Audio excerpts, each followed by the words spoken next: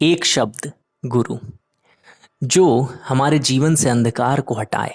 In fact गुरु शब्द का मतलब ही यही होता है, अंधकार को हटाने वाला, जो हमारे जीवन से अंधकार को हटाए, जो सिर्फ सब्जेक्ट नहीं जिंदगी सिखाए।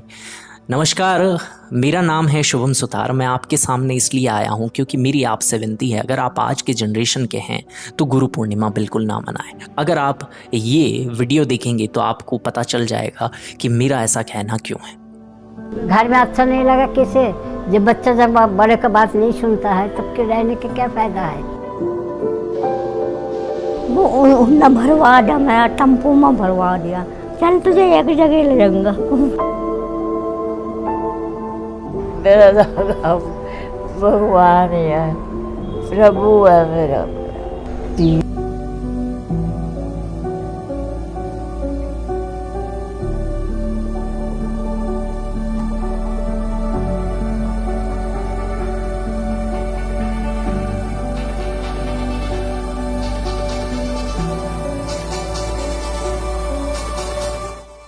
आप खुद देख सकते हैं कि टीचर्स की क्या दशा है, माँ बाप की क्या दशा है इस देश के अंदर। आप खुद देखते होंगे अपनी डे टू डे लाइफ के अंदर कैसे बच्चे जो हैं टीचर्स का मजाक उड़ाते हैं, उनके पीछे से गाली गलौज करते हैं, उनके बारे में बुरा भला कहते हैं, अपने माँ बाप के बारे में बुरा भला कहते हैं, उनके बुढ़ापे का सहारा नहीं बन पाते हैं। अगर ये सब चीज़ें आप देख पा रहे हैं और उसके बारे में कुछ नहीं करते हैं, आप खुद इसका भागीदार बन रहे हैं, तो आपसे विनती है गुरु पूर्णिमा बिल्कुल ना मनाएं। क्योंकि गुरु पूर्णिमा क्यों मनाई जाती है इसके बारे में पहले जान लीजिए, इसका महत्व जान लीजिए, तब आपको पता चलेगा कि क्या आप इसे मनाने के हकदार हैं भी या नहीं।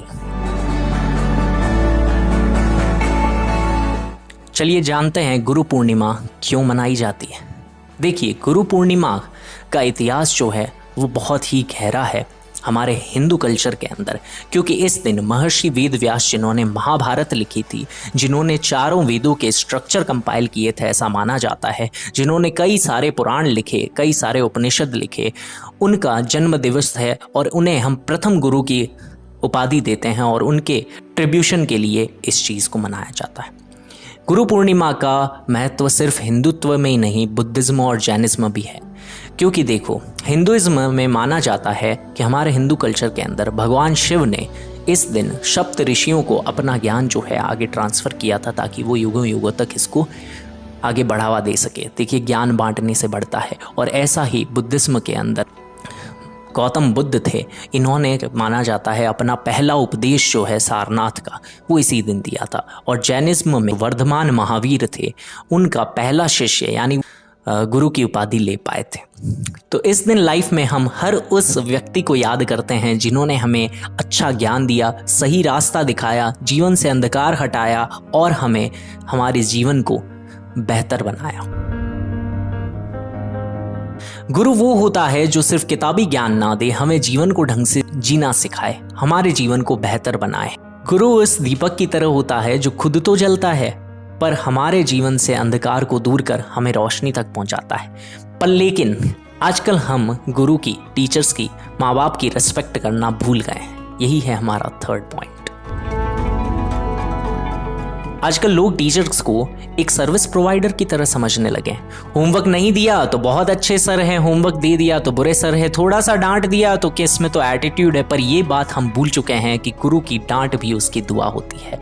आजकल लोग गूगल को टीचर समझने लगे हैं, पर एक बात ये भूल चुके हैं कि गूगल इंफॉर्मेशन दे सकता है, ट्रांसफॉर्मेशन नहीं।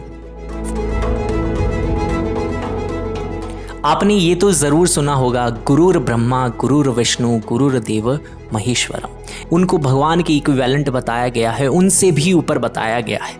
तो गुरु की रिस्पेक्ट करना हमारा अपना कर्तव्य बनता है। वो हमारे जीवन में इतनी वैल्यू ऐड कर रहा है, हमारे जीवन का पूरा शेप दे रहा है, हमारे बेढंग जीवन का पूरा स्ट्रक्चर बना करके दे रहा है, बेरंग जीवन में रंग भर के दे रहा है। ऐसे टीचर्स को, ऐसे माता पिता का अगर हम सम्मान नहीं करेंगे तो हम गुरु पूर्णिमा मनाने के हकदार भी बिल्कुल नहीं हैं।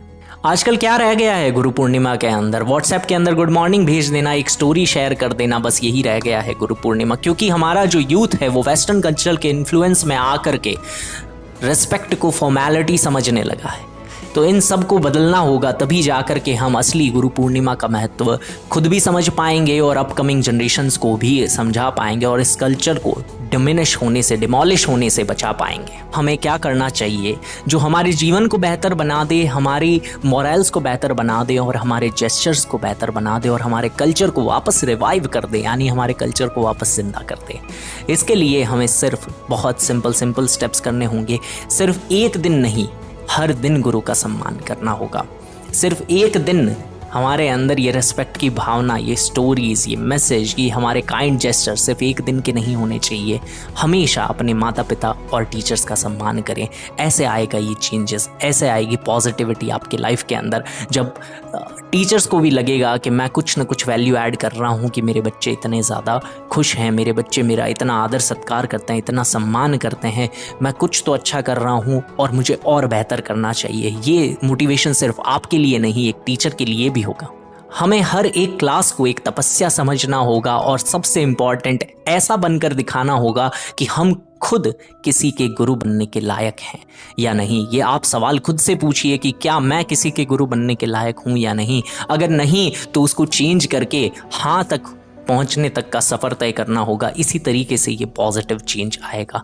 अंत में मैं सिर्फ इतनी ही बात कहना चाहूँगा कि इस गुरु पूर्णिमा एक मैसेज या पोस्ट नहीं, एक रियल जेस्चर करो। कॉल करो, मिलो या दिल से थैंक यू कहो, पर आजीवन टीचर्स का सम्मान करो, क्योंकि गुरु वही होता है जो बिना मांगे सब कुछ दे जाता है। Happy Guru Purnima to all of you.